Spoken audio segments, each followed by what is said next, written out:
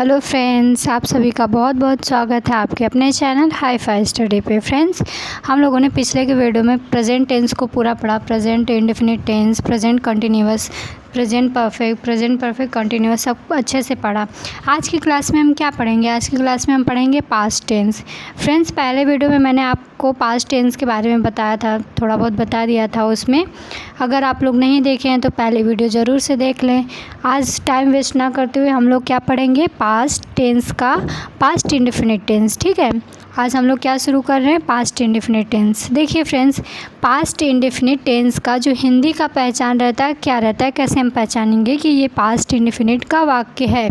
देखिए, जहाँ कहीं आपको आ दिख जाए, ई दिख जाए, ए ओ, जैसे कहा, गया, आई, खाई, ये सब लास्ट में वाक्य के अंत में दिख जाए, था, ती, थी, ये सब वाक्य के लास्ट में जहाँ भी दिख जाए वहाँ पे क्या होता है? पास्ट इंडेफिनिट टेंस होता है। ठीक है, जैसे आया, गया, देखा, खाया, पिया, और या फिर ये सब वाक्य के अंत में कहीं भी आता है तो वहाँ पे कौन सा टेंस हो जाता है? पास्ट इंडेफिनिट टेंस हो जाता है। ठीक है फ्रेंड्स, समझ में आया सबको पास्ट इंडेफिनिट टेंस का हिंदी में कैसे पहचान करेंगे? आई होप आपको समझ में आया होगा। देखिए, पास्ट इंडेफिनिट टेंस एक ऐसा टेंस है, ये एक्सेप्शन है, इसको आप लोग अच्छे से याद कर लीजिएगा कि सिर्फ़ और सिर्फ पास्ट इंडेफिनिट टेंस में मेन वर्ब की सेकंड फॉर्म लगती है और किसी में भी नहीं लगती। ठीक है, ये एक्सेप्शन है इसका कि सिर्फ पास्ट इंडेफिनिट टेंस में मेन वर्ब की सेकंड फॉर्म लगती है, बाकी किसी भी टेंस में मेन वर्ब की सेकंड फॉर्म नहीं आती है। ठीक है, तो ये याद रहेगा सबको कि पूरे टेंस में मेन वर्ब की सेकंड फॉर्म किस में आती है? पास्ट इंडेफिनिट टेंस में आती है। ठीक है, मेन वर्ब की second form only apply past indefinite tense, केवल किस में अप्लाई होता है? पास्ट इंडेफिनिट टेंस में होता है। ठीक है, सबको समझ में आया?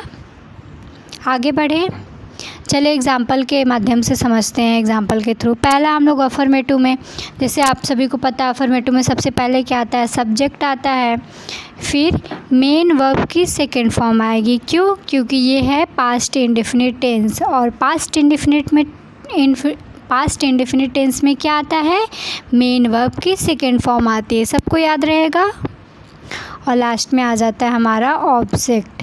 ठीक है, जैसे एग्जाम्पल के माध्यम से समझिए, वह आया। ठीक है, जैसे कोई टेंस है, कोई वाक्य है, वह आया, तो इसको किस प्रकार से बनाएंगे? ही केम।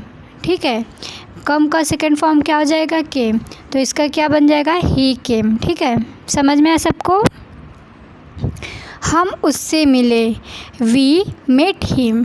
ठीक है, मिलने का सेकंड फॉर्म क्या हो जाएगा? मेट हो जाएगा। ठीक है, समझ में आ रहा है सबको? हम उससे मिले, इसका क्या सेंटेंस बन जाएगा? We met him. ठीक है, समझ में आ गया ना सभी को? नेक्स्ट है, मुझे मेरे पापा ने बुलाया। ठीक है फ्रेंड्स, देखिए इसमें मिले आया है, लास्ट में आया है, बुलाया है, तो जिस भी वाक्य में आया, गया, बुलाया, मिले, देखा, ये सब आए, वहाँ पे कौन सा टेंस होता है? पास्ट इंडेफिनिट टेंस होता है। ठीक है, सबको समझ में आया? देखिए, मुझे मेरे पापा ने बुलाया, माई फादर कॉल्ड मी। ठीक है, बुलाया का क्या हो जाएगा? सेकेंड फॉर्म कॉल्ड, मतलब कॉल का सेकेंड फॉर्म क्या हो जाएगा? Called. My father called me, simple है एकदम से। सेकेंड फॉर्म किस में लगता है? सिर्फ और सिर्फ पास्ट इंडेफिनिट टेंस में लगता है। ठीक है, इसका नेगेटिव देखते हैं।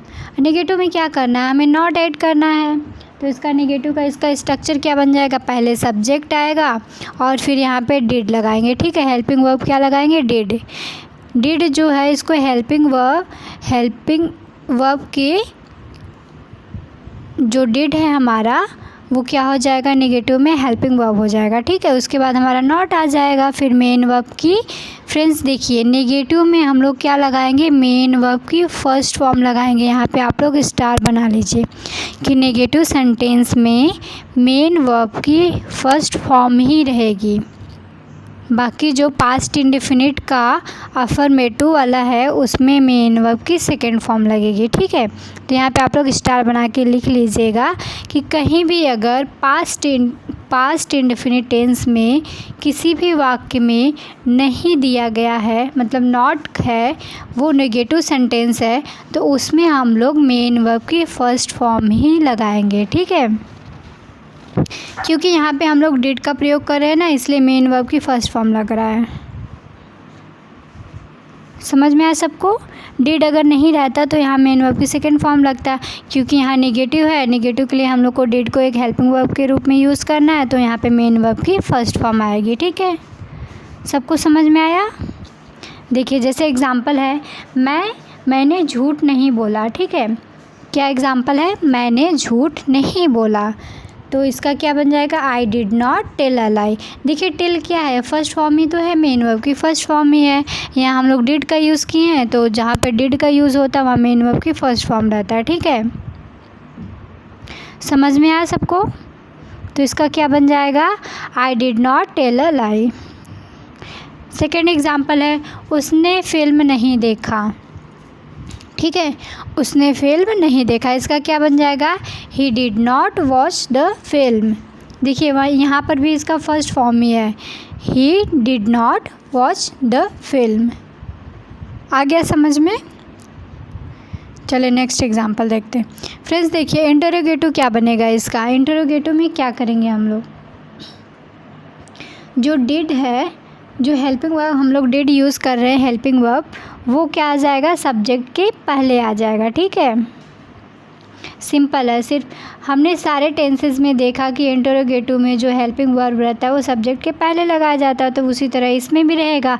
और हम लोग इसमें डिड का यूज़ कर रहे हैं, तो ये क्या हो जाएगा आपका? यहाँ पर भी मेन वर्ब की फ़र्स्ट फॉर्म आ जाएगी। ठीक है, डिड का यूज़ कर रहे हैं इसलिए यहाँ पर भी मेन वर्ब की फ़र्स्ट फॉर्म आ जाएगी। समझ में आया सभी को?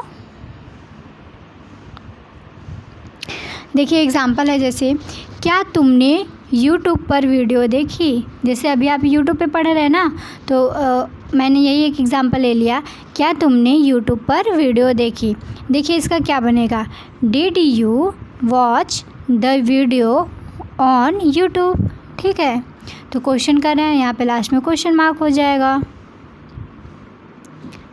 कहीं पर भी फ्रेंड्स अगर डिड लगता है तो वहाँ मेन वर्ब की फर्स्ट फॉर्म आती है, याद रखे रहिएगा। बाकी सब में मेन वर्ब की सेकंड फॉर्म लगेगी, किस में?